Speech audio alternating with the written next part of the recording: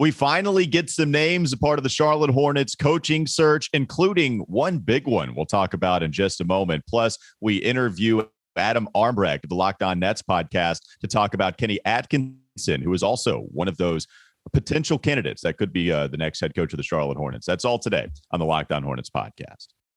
You are Locked On Hornets, part of the Locked On Podcast Network, your team every day. In a minute, cuz we live.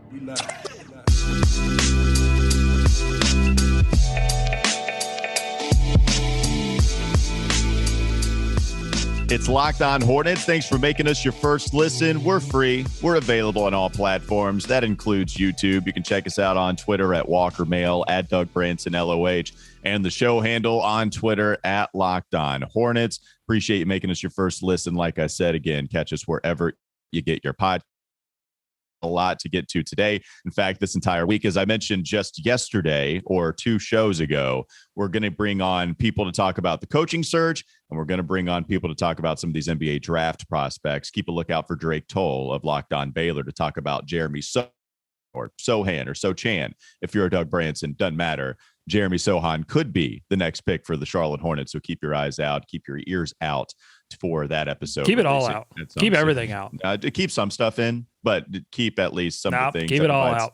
No, all right, we're going to move on. Let's talk about this coaching search. Adrian Wojnarowski, Doug, he tweeted out yesterday that the Charlotte Hornets are starting to interview certain candidates, and that includes finally Mike D'Antoni. Yeah, finally. It has been a while. Yep, Mike D'Antoni. Yes, this is a shock to you. Mike D'Antoni is in consideration. D'Antoni. This would be a reunion between Mike D'Antoni along with Mitch Kupchak, and they worked with the Lakers once upon a time. So we'll get to that in just a moment, but there are a couple of names to consider. It didn't work out very well in LA.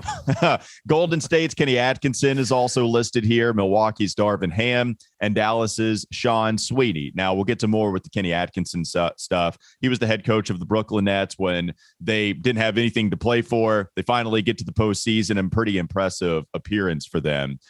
So that's what Kenny Atkinson, I think, brings to the table, an assistant for the Clippers and the Warriors as well. Milwaukee's Darvin Ham, he's been an assistant with Mike Budenholzer with the Bucks for a while. Also was an assistant with Budenholzer during his time with the Atlanta Hawks. And we saw how successful they were, at least in the regular season, with that franchise. And then Sean Sweeney, considered the architect of the defense, the very improved defense for the Dallas Mavericks this season, really worked his way up from video coordinator too. And so a pretty interesting name as well. We can talk about in just a moment. Doug, clearly the biggest name is Mike D'Antoni here. How are you feeling first about this name? And maybe let's just go ahead and get your thoughts on the names as a group before we move on from Mike. Like, I feel like this is a good group of guys that the Charlotte Hornets are bringing in to choose from. Yeah, it's not just a good group of guys. It's a serious group of names. I mean, it shows me that the front office really understands the various things that this team needs to move forward. And this, to me, represents names that mean that the Charlotte Hornets are serious about getting to the playoffs and winning in the playoffs. And that's why I gravitate towards Mike D'Antoni. I understand the defensive issues, although I will say in certain situations that they were a bit overblown. Like if you look back at those Suns teams way back when, they were running so many possessions that, yes, they allowed teams to score a lot of points against them, but A, their offense was so good it overcame that, and B, their points per possession actually weren't that bad. Like they were middle of the road defensively, 16th, 17th, 18th in terms of points per possession. I'm checking on these numbers in Houston to see if the defense was that bad, but the difference there is you have a situation where you have James Harden who didn't want to win. He didn't want it. I've said that so many times. Like James Harden didn't want it. You got some players here in Charlotte. What do you mean he didn't? He didn't want it. He didn't want to win a championship. I'm just telling you. He didn't want it. I mean, I think the evidence is pretty borne out on that. I mean, look at what's going on now. Okay, he didn't want it. That he didn't want it in defense, or like he just didn't want it in defense. He didn't want it in the playoffs. He just didn't want it. Okay. That's not going to be the situation. LaMelo Ball wants it. What you're doing, you're not reuniting D'Antoni with James Harden. You're reuniting D'Antoni with Steve Nash. And he wanted team it, right? almost went to a finals. Steve wanted it, right? Steve wanted it for real. Okay. Of course he did. I just wanted to make sure. I didn't know who wanted it and who didn't want it. Well, listen, you just sit me down for a while. I'll tell you who wants it and who doesn't want it. And that's sort of my specialty. It's one of the many hats I wear on this show. I can tell you who wants it and who doesn't want it. But what I'm telling you is that D'Antoni plus LaMelo Ball would not only be just one of the most electric offenses in the NBA, D'Antoni knows how to win 50 wins in the NBA in the regular season. If we're talking about expectations, if you want to go find a coach who can absolutely get your team to the finals, I don't know that coach really exists in this current crop. But if you want a guy who has experience getting 50 wins in the regular season, positioning a team to win in the playoffs, win series in the playoffs, then D'Antoni's your guy. I mean, yeah, I like D'Antoni fine. You're right about him working with LaMelo. That's fun all day. And with him working with Steve Nash, working with James Harden, you got to love the move because a lot of people were really questioning at the time, and people don't remember this. James Harden wasn't a point guard when he first comes to Houston. And then Mike D'Antoni comes in and says, we're going to give the basketball to James Harden, and we're going to let him do everything, and we're going to win because of it. And they certainly did in the regular season. In the postseason, not so much. And a lot of that falls on James Harden, and they couldn't construct enough, at least, to move on and continue into the postseason. But offensively, there's no doubt. Like Mike D'Antoni brings it as much as anybody. The 7 seconds or less Suns. What a fun basketball team that was with Steve running things. Amari Stoudemire was a flat out stud. One of the more fun post players to watch during that time, just slamming it on people. That was an excellent roster too. And then we saw what he did with Houston. Mike D'Antoni is towards the bottom of my list in this crop. And some of this is because of defense. And you can talk about like that. That's kind of like a overrated, underrated argument. People love to come with, he's not that great of a defensive coach. So many people who hear that say, well, that's actually not all that true. So that's like a favorite. It's like everybody's favorite 12 seed they have going to the Sweet 16. That argument is. The problem is, like, we can go to Houston, and those defenses were like 16, 17, 18, which if you go to 18, that would only be like, what, 4 spots where the Charlotte Hornets finished this season? Yeah, it's an improvement, but how much can you improve this? But they'd have the number one offense. That's what I'm saying. I think the net rating's higher. Like the win totals are higher. That's what I'm saying. Yeah, like so the Charlotte Hornets had a really good offense as well, and that clearly wasn't the problem. I do think Mike D'Antoni's a better coach than James Borrego. Like, I'll welcome him in that regard.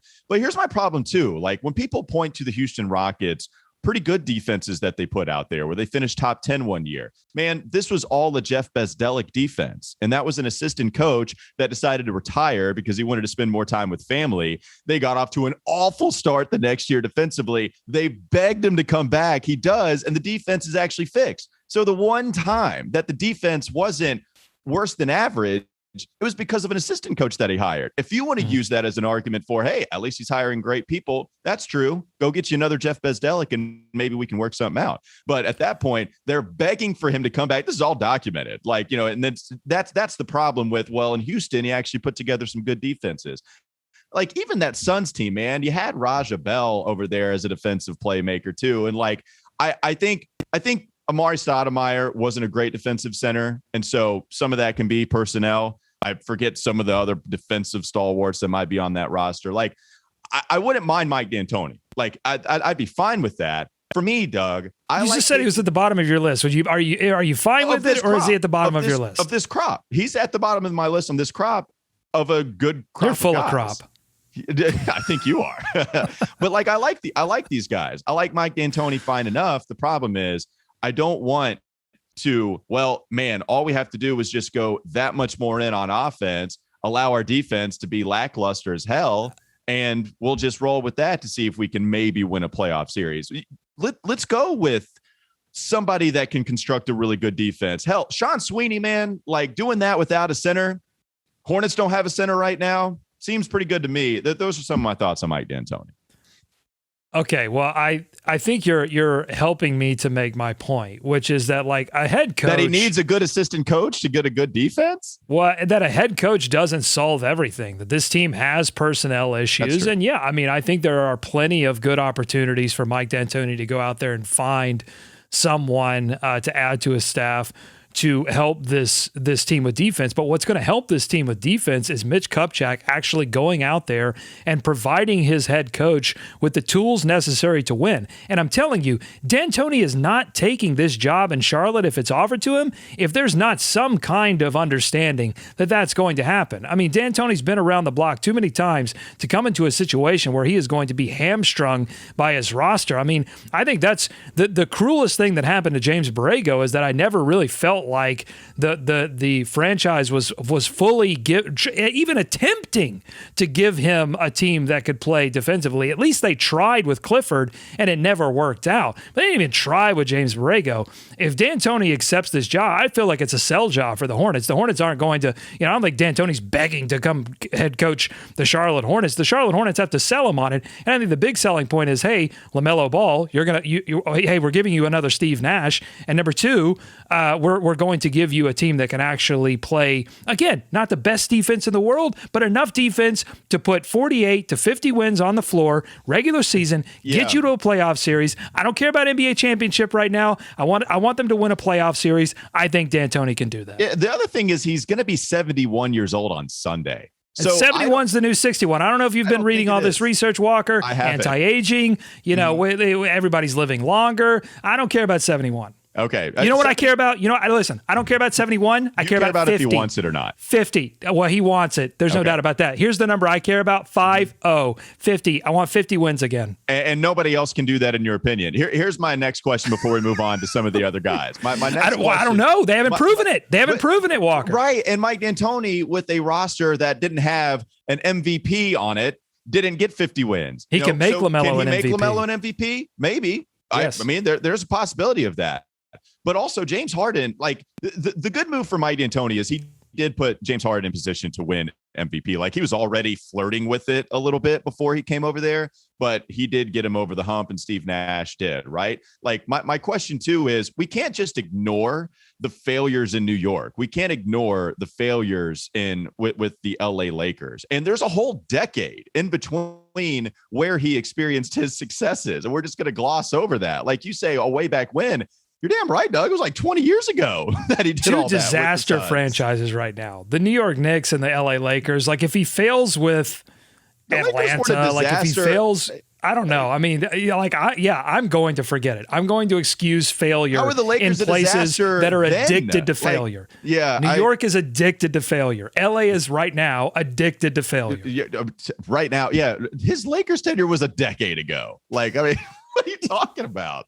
I do the 71-year thing. Like, I don't want to hire a coach for, hey, a few years and then we'll move on. I don't want to do that. If I'm going to coach, I want to do that with the intention that he can be there and not be 75 in 4 years. Like by the way, he would be maybe the second oldest coach in the NBA at that time. And I don't want that. Greg Popovich, I think, is the oldest, and he's about to hang him up. So I don't know if you can hear this beeping truck in the background right now, but that's Michael Jordan backing up the money truck for Mike D'Antoni. It's happening. I'm telling you, book it, write it down. Mike D'Antoni, 50 wins, 5-0. That's the only number that matters. That's what's happening. Okay. All right. Coming up next on the Locked On Hornets podcast regarding the coaching search for this franchise. Hum diddly dee! You should be backing up the Brinks truck and spending it all on Built Bars because they are that good. Summer is coming, and with summer, you're going to need some food on the go. Built Bars are the perfect snack to take with you on family vacations. Throw them in your bags and your kids' backpacks. Make sure that everyone has a bar so you are fueled for your summer adventures. I think Mike D'Antoni eats Built Bars to make sure that he can continue to coach into his 80s. And if he can do that, then maybe he can be the head coach of the Charlotte Hornets. Go to Built.com. Get all your favorites: banana cream pie, raspberry, double chocolate, so many more. They're all delicious. And they also have the new flavors coming out of the time. Check them out too at Built.com. Go to Built.com. Use promo code LOCKED15 and get 15% off your order. Use promo code LOCKED15 for 15% off at Built.com. Sean Sweeney, Kenny Atkinson, Darvin Ham. How would those guys look with the Charlotte Hornets? We'll talk about that next on the Locked On Hornets podcast. This is Locked On Hornets. Mitch Kupchak has outright told us that they probably got a little ahead of themselves with this playoff mandated season. In that interview that he had with Sam Farber, he's like, we probably were a little too froggy at the beginning and we felt really good. That's fine. Did he say froggy? Did he really drop a froggy? I said froggy. All right. He didn't say that, quote unquote. but I have to imagine he was feeling that in his soul. I would be really surprised if Mitch Kupchak threw in a froggy. It's time for more of the Locked On Hornets podcast. As always, thanks for making us listen every day. Make sure to go check out Locked On NBA Big Board too. Host Rafael Barlow from NBA Draft Junkies and author of the NBA Big Board newsletter is joined by Richard Stamen, Sam Ferris, and Leif Tolan, giving fans an in-depth look into the NBA draft, mock draft, player rankings, and of course, other big boards. It's free and it's available wherever you get your podcast. All right, Doug, you've made it clear Mike D'Antoni is number one on your wish list. So out of the other guys listed here, Kenny Atkinson, Sean Sweeney, as well as Darvin Ham, what is the name that comes up second on your wish list? I'm going to answer your question, but first I just want to say that my throat right now feeling a little froggy because you and I were really embracing debate in that first segment. I appreciate it. We went back and forth. It was fiery. It was spicy. I just want to make sure are we okay? Are we okay? We've certainly had worse and spicier debates than that. But both of them revolved around food, not basketball. But, what I'm saying, I just want to make sure you're okay, because now that we've had this debate, it goes to the listeners. It goes to the YouTube commenters. They are going to be the ones that ultimately decide who is wrong and who is right. No. Don't go to the YouTube commenter. Yeah, that's right. I want you to comment on YouTube and tell Walker why he's wrong. Doug loves to embrace. Yes, Doug loves to embrace chaos. Now I'm mad. You asked if I was angry. Now I'm angry. Okay.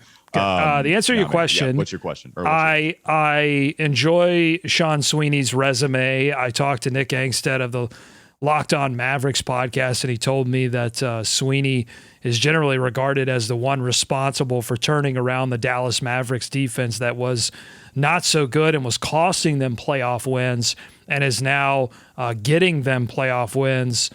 So I love that. Darvin Ham, again, it's kind of same situation, generally regarded well in all of those categories that the Hornets need. But I wonder, could you convince one of those guys in the interview process, hey, we hired D'Antoni, he's 71, he's probably not going to spend a decade here. You join up with D'Antoni, we form a little coaching super team, and all of a sudden Sean Sweeney's the, head coach, or Darvin Ham's a head coach, moving forward. I don't know. But if you're telling me which one of these guys am I leaning towards, I would say Kenny Atkinson for sure, because he has the head coaching experience. I'm not trying to mess around, Walker. Yeah, it's funny, though. Like, the thing that Kenny Atkinson did that is most notable is get that team to a playoff appearance where they won 42 games. If you'll recall, but he's got the experience, is what I'm saying. If you'll recall, coming up. There's an interview. We've already done it. Spoiler alert, take you behind the curtain. We've already done the interview with Adam Armbrecht, and I think he brings up a lot of interesting points about Kenny Atkinson, about his personality, about his demeanor, about his general philosophy towards things that I think would be the perfect reaction and would shake up this team in a way that they need to be shaken up. Yeah, so for me, we're kind of going opposites here. You want a guy that has actually been a head coach in the NBA before. Yeah, I mean, imagine that. Yeah, I know it's kind of weird. You can go off of it if you want to. Like, you can come over to the right side and go with somebody that has actually some limitless potential. You look at the unknown being a bad thing. I look at it as being a good thing. I just, in sports, I usually hate, and this is true here, rehashing old coaches where we know what they've done in the past. Mike D'Antoni with MVPs on his roster and a really brilliant offensive mind. He's a good coach when he's had some good talent around him. Let's not get it twisted. When he's had exceptional talent around him, he's proven that he can get to the conference finals. Now, he hasn't moved past that, but it's hard to blame him for what happened with Golden State because they had a super team. And in fact, you might even give him credit because they were as close as anybody to knocking off a Kevin Durant, Steph Curry led team. There was some success with D'Antoni being there. With the Suns, they never could quite get over that hump. And that's what's tough. But I want to go with a Darvin Ham or a Sean Sweeney I'd be interested in Quinn Snyder, to be honest with you. Like I'd be interested in Quinn Snyder as well. Yeah. And that's one where maybe, why? We can meet in the Venn diagram, right? Where the coaching experience, the non-coaching experience, maybe I can come over there and welcome a Quinn Snyder. But Darvin Ham and Sean Sweeney, I'm really enticed. Like, I think what Ham has done, being alongside Budenholzer, who I very much so respect as a head coach, being with him over like at least close to a decade, I want that knowledge. I want to take some of that, and I want to take some of that philosophy, play random, Mike Budenholzer staple. I want him to come in and implement a defense that can help out. And then Sean Sweeney, he is viewed, as you mentioned, talking with Nick Angstad, the sole architect of that defense improving night and day with the Dallas Mavericks. And here's what's also interesting, Doug. Hopefully we're not in this situation where we don't have a center next year. Mitch Kupchak has to get somebody that is competent defensively with this team. But Sean Sweeney was the architect of that defense where they don't have a great big guy. Like if worse comes to worse and he comes over here with the Hornets, he's proven that he can create a good defense without this defensive stalwart down low. For me, that's enticing. Love it. Lead assistant, wink, wink, in a couple of years, one of these, little wink, wink, in a couple of years when D'Antoni's got to walk away, pull a Larry Brown, essentially. That's just what this is all about, by the way. Walker is just scared this is a Larry Brown situation. Can you think of two polar opposite guys than Larry Brown? It would be a bizarro Larry Brown. Same situation. Guess, yeah. Same situation where an old guy comes in and gets you to a certain place and then, can't get you any further and they got to walk away. Okay. What I'm saying? Let me ask you this question. What about Mike D'Antoni as lead assistant? Because we've seen him have success. Look, here's why I want the head coaching experience in the lead chair. Because you've got a core group of young players that have played together for a few years. And what scares me is that you have someone, and I'm not saying, I don't know enough about Sweeney or Ham to say that they would come in and do this, but what scares me is they would come in and say, all right, this is my first head coaching gig. I'm going to really stamp my imprint on this team. I'm going to come in and change everything, and we're going to do it my way or the highway. Whereas I think D'Antoni would have, he's coached superstar talent before. I think he's going to have some recognition of like, hey, I got to figure this team out, and then but he doesn't have to do any work in terms of convincing Miles Bridges or LaMelo Ball that he has the credentials. Like if D'Antoni says, hey, this is how we win 50 wins. If LaMelo Ball and Miles Bridges and PJ Washington have any kind of emotional intelligence, they're going to go, that makes sense to me. I mean, this guy's won 50 games multiple times. He would know.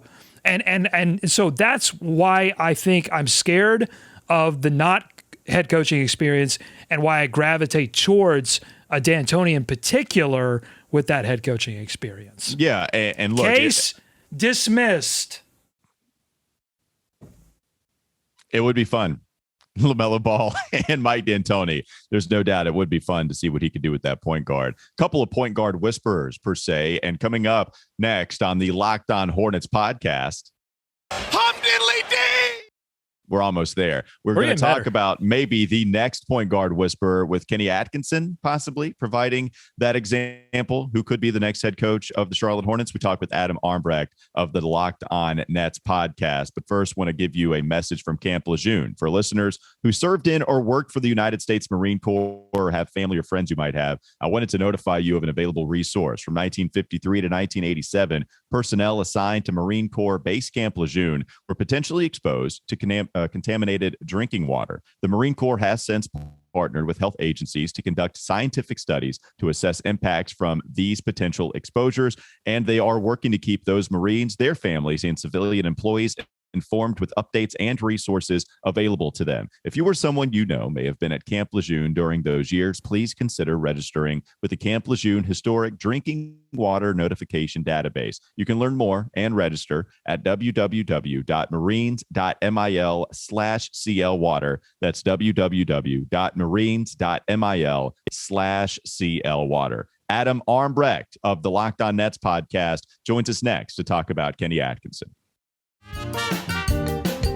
This is Locked On Hornets. 10, Al Jefferson. 9, Anthony Mason. 8, Gerald Wallach. 7, Baron Davis. 6, Dale Curry. 5, Glenn Rice. 4, Muggsy Bogues. 3, Larry Johnson. 2, Alonzo Mourning. Nice. Number 1, top Charlotte Hornet of all time, Kemba Walker. Thank you, everybody. The list is done. It's time for more of the Locked On Hornets podcast.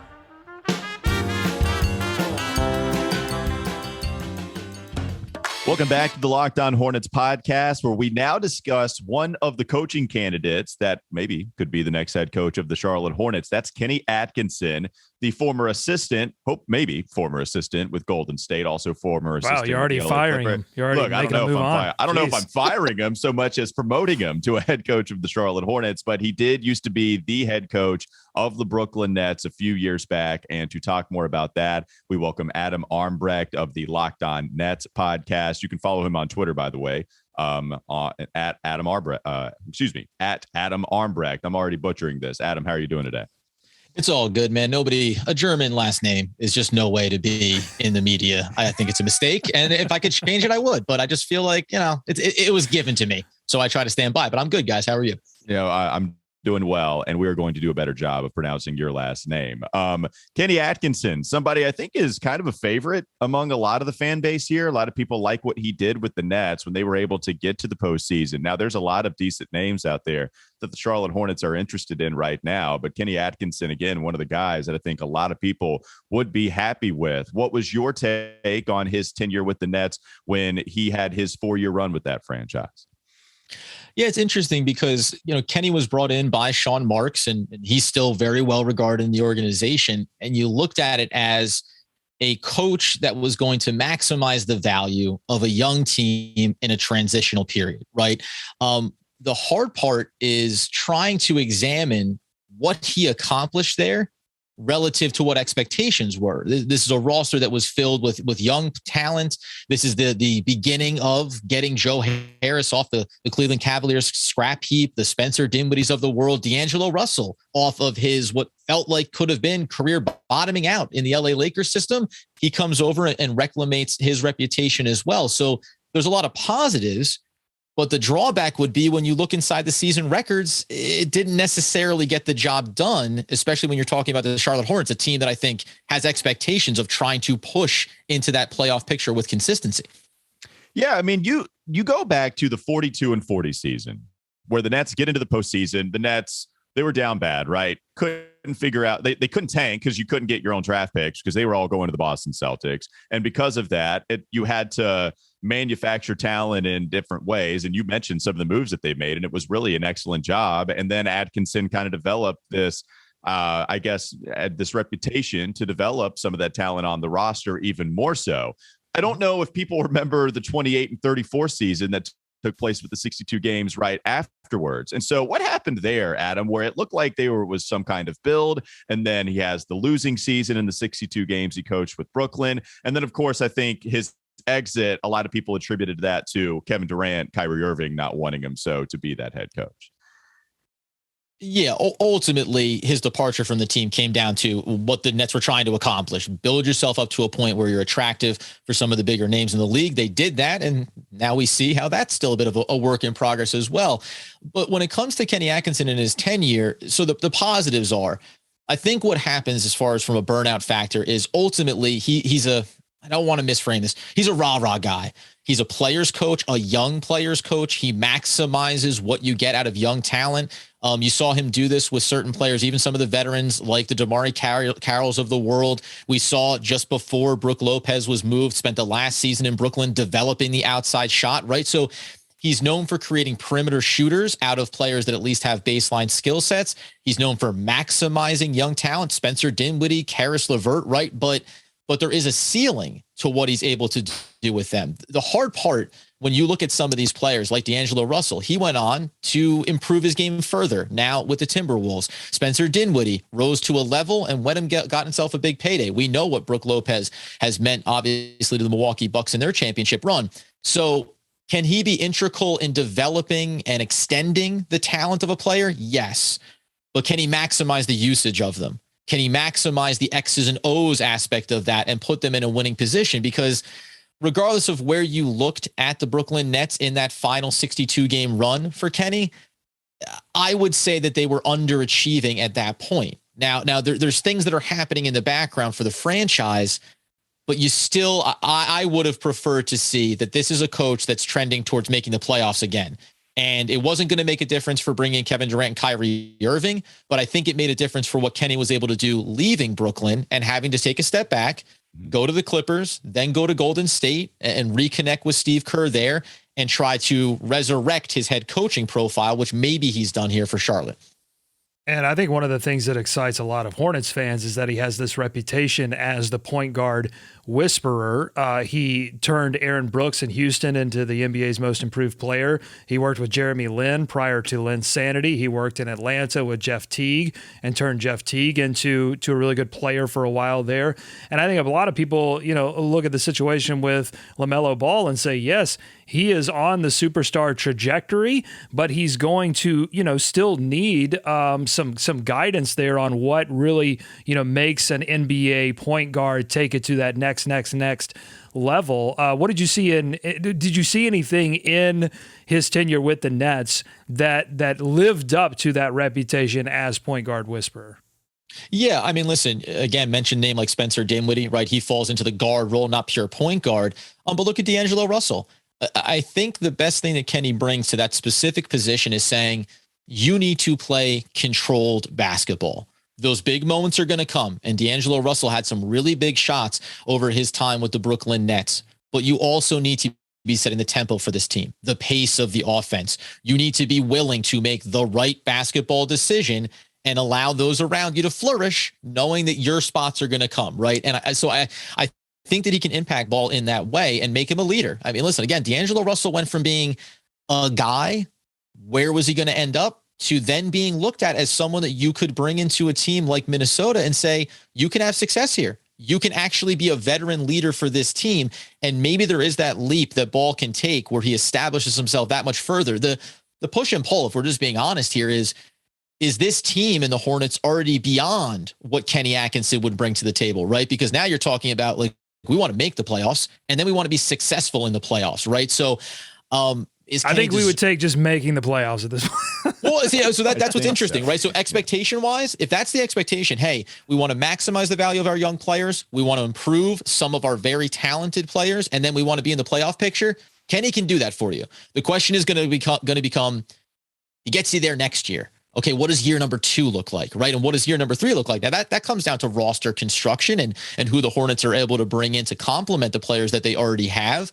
But I wonder what the ceiling is for Kenny. Maybe that's the biggest thing that I would say in terms of the pause button is, what is his ceiling? Because the next coach you bring in for the Hornets, you probably want this to be the coach that's there for a long tenure, right? And does Kenny feel like that guy when you see how he cycled through in Atlanta, cycled through in Brooklyn, and found himself on coaching staffs? And he's well regarded, by the way. Steve Kerr speaks highly of him. Greg Popovich speaks very highly of him as well. So he's a very well-respected coach, not just a figurehead by any stretch of the imagination.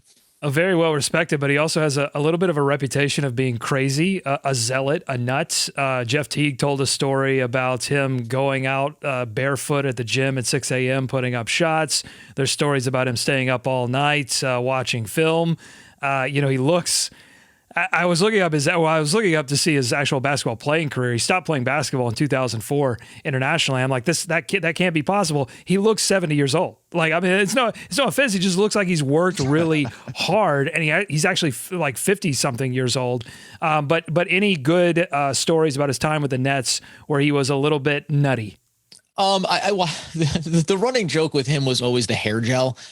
This is a guy that when the tip-off went up, it looked like he had been sweating profusely on the sidelines. It was just gel, and it did seem to increase from day one when he was introduced as the head coach with Sarah Kustok and the big introduction. It looked like some product, a little bit of product, and then it just built gradually. And I think the big concern, if he does get hired as the Hornets coach, is, I mean, I don't know if this plays a big role, but is some of that product seeping into his eyes as he's sweating on the sideline, right? As he's battling the referees, and does it seep into his brain ultimately? I'm not sure if that means one way or the other, but I mean, a lot of the players, they did have some fun with him on the sidelines around it. He just had that stereotypical, I guess you could say, East Coast Jersey kind of vibe. But no, listen, I think the players believed that he was intense, and that was most of it. The guy brought the barefoot shooting jump shots in the gym kind of intensity to things, which makes him a bit of a character. And again, There's a lot of coaches here. I think Charlotte is an attractive job. And this is why I push the pause button on giving my full endorsement of Kenny Atkinson.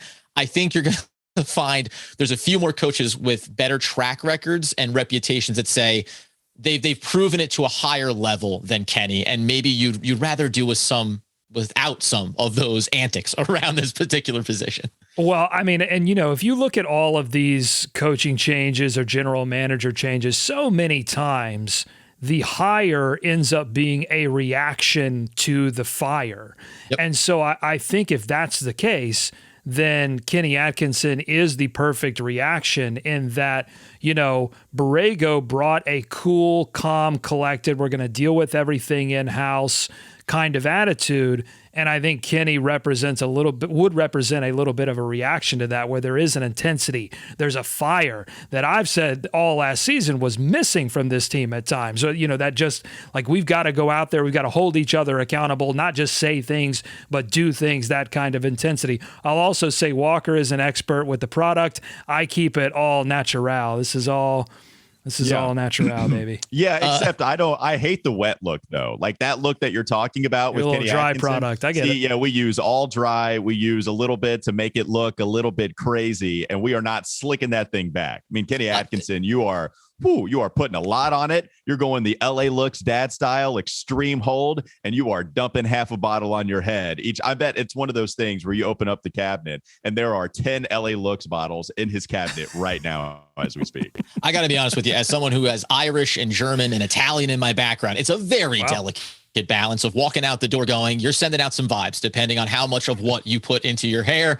So I obviously always keep an eye on it from that standpoint. One last thing I will say, if we're I don't want to end on a basketball related note, who wants to do that? But Kenny also was really good with minute shares. He played everybody got about 30 minutes. And he acknowledged as D'Angelo Russell was developing, hey, we got to look to utilize him more. I mean, Ball's not going to fall prey to, we only gave him 31 minutes, but he'll maximize what the value of every player on the roster is. And I think sometimes when you're the back end of the playoff picture, when listen, we don't have 3 superstars, right? We need everyone to play their role. He's going to find the niche for these guys and then look to utilize them as best as possible. So I think maximizing every player that you have available, that's going to be something that Kenny brings to the table. And that can be in the margins, getting you those 3 or 4 wins that talks about playing game scenarios. So that's a plus for him. Yeah. Fans are going to want, Doug, right? Yeah, fans are going to want whoever is the next head coach to maximize LaMelo Ball's minutes. They want him to play a lot. Well, not even LaMelo, just some of the other players. It was my biggest problem with Borrego and Kenny Atkinson. If that's a selling point for him, then pretty enticing to me. So there we go. Talking about Kenny Atkinson with Adam Armbrecht of the Locked On Nets podcast. You can follow him on Twitter at Adam Armbrecht. Adam, thanks so much, man. This was great. Really appreciate your time.